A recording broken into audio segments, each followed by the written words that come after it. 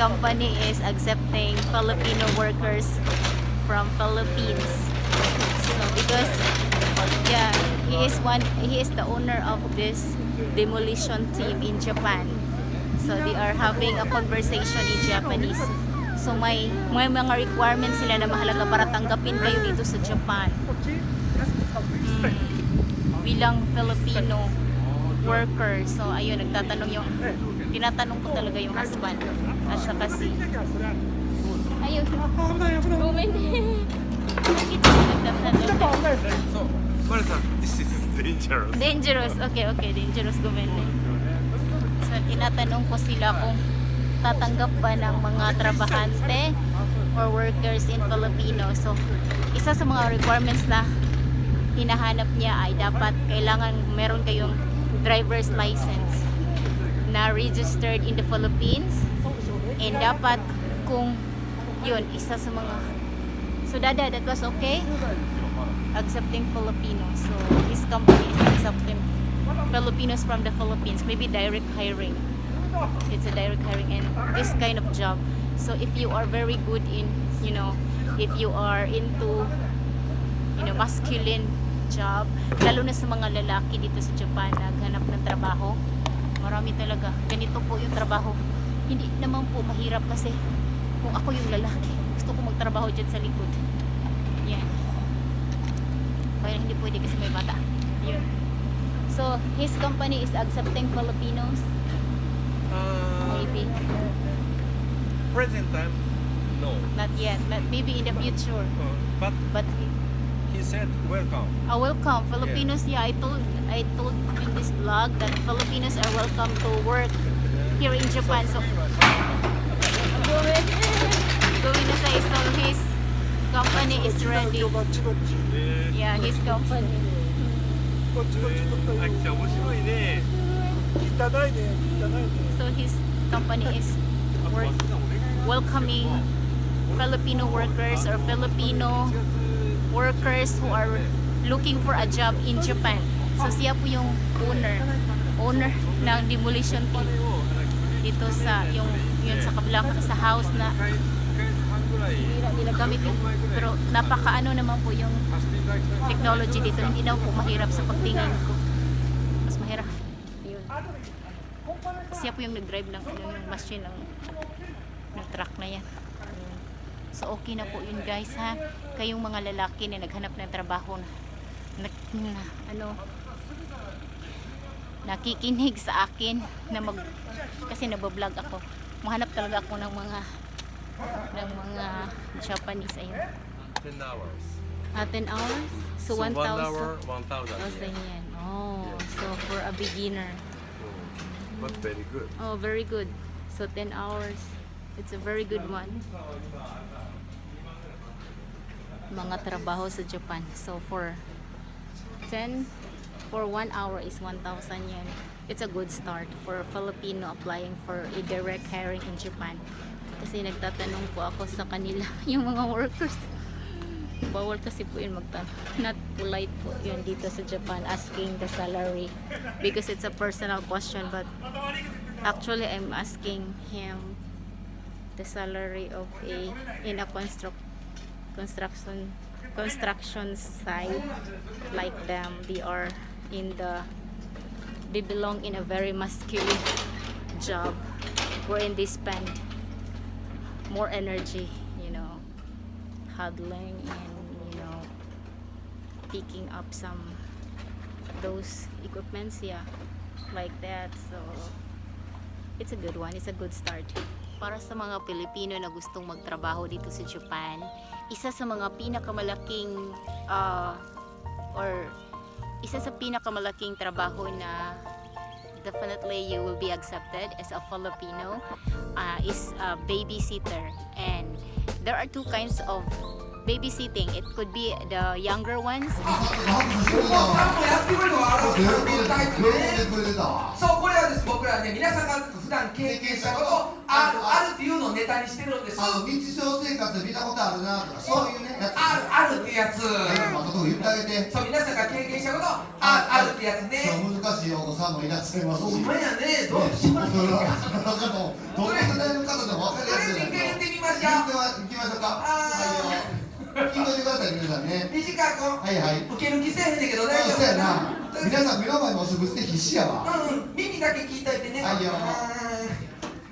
勝ったその日が賞味期限。あんだけない。あんだけない。ひどいね。これないですか皆さん。いませんこれ。買って今日食べようと思ったおにぎりでも賞味期限切れてたりとかね。イリーネのレンタルの車椅子で使ってましたもん。そうなんです。案内の係員がおりますので、そちらの指示に従って写真撮影を行っていただければと思います。また、お手洗いご利用する方で多目的トイレご利用される場合は、地下1階もしくは2階にてご用意がございますので、エレベーターを使ってご移動いただければと思います。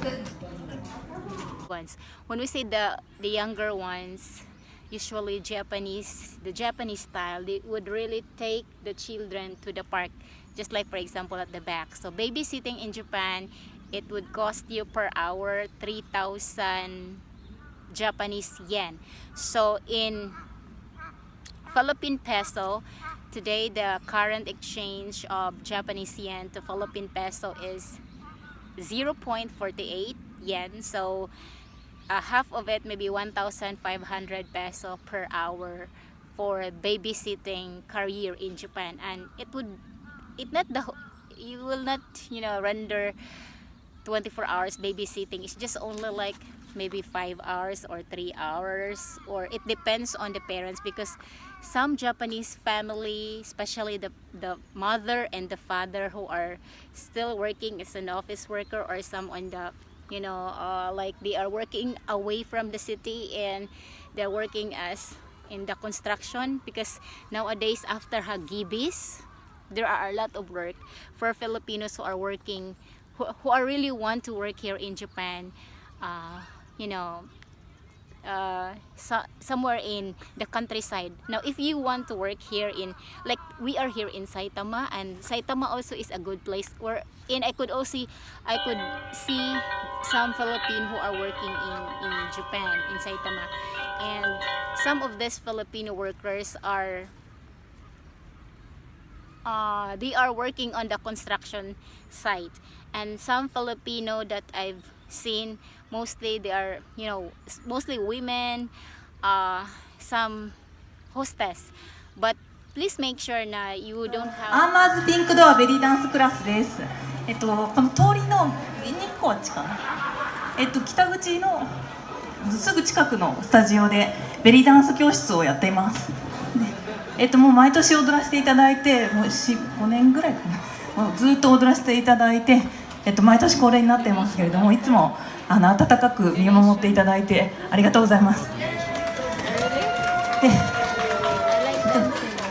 今日もこれから1曲ちょっとノリノリの曲を流しますので、私たちと同じ動きをちょっと皆さん試してみて、もしできる方いらっしゃいましたら一緒にステージに来ていただいて全然構わないので、なのでちょっと1曲やってみましょう。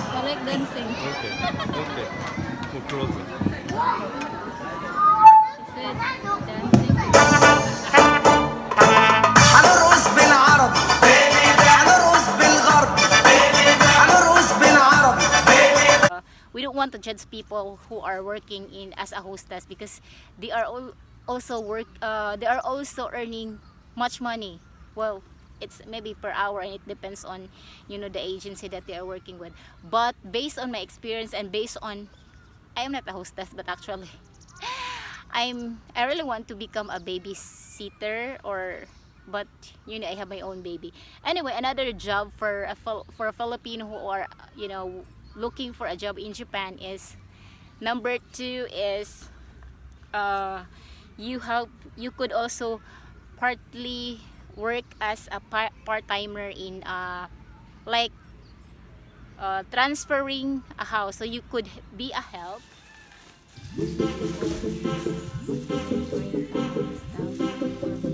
In the house.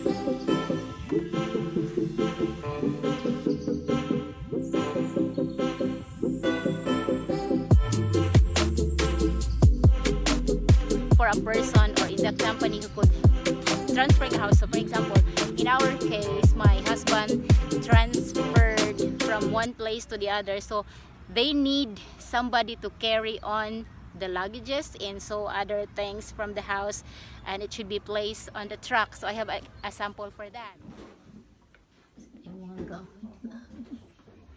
I guess I really don't know what Christmas is all about.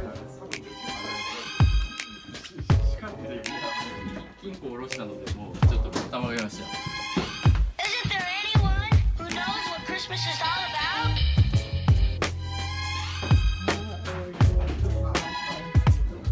Can be removed by hand. I can tell you what Christmas is all about. The next one is the refrigerator. 学生の頃よくアルバイトしてたんです。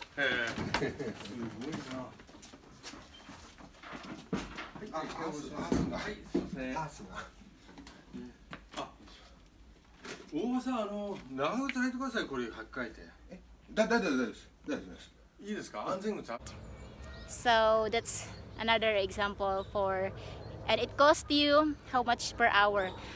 If you plan to work as a helper for the family who would like to transfer from one place to the other, that would cost you around 3,000 to 4,000 Japanese yen per hour, or in Philippine peso that is 2,000 Philippine peso. That's how Japanese did for the part-timers who are looking for a job in Japan. So that's the second one. And the third one is being a farmer in Japan.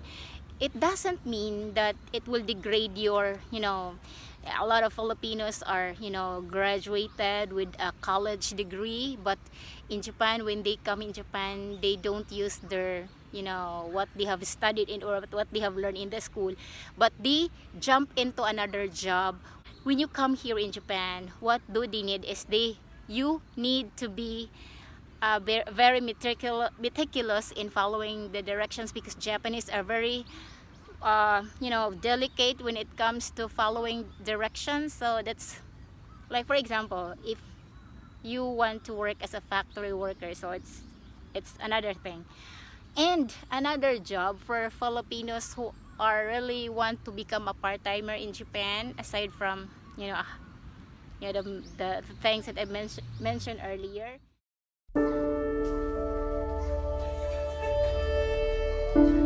It's another thing is being a restaurant help,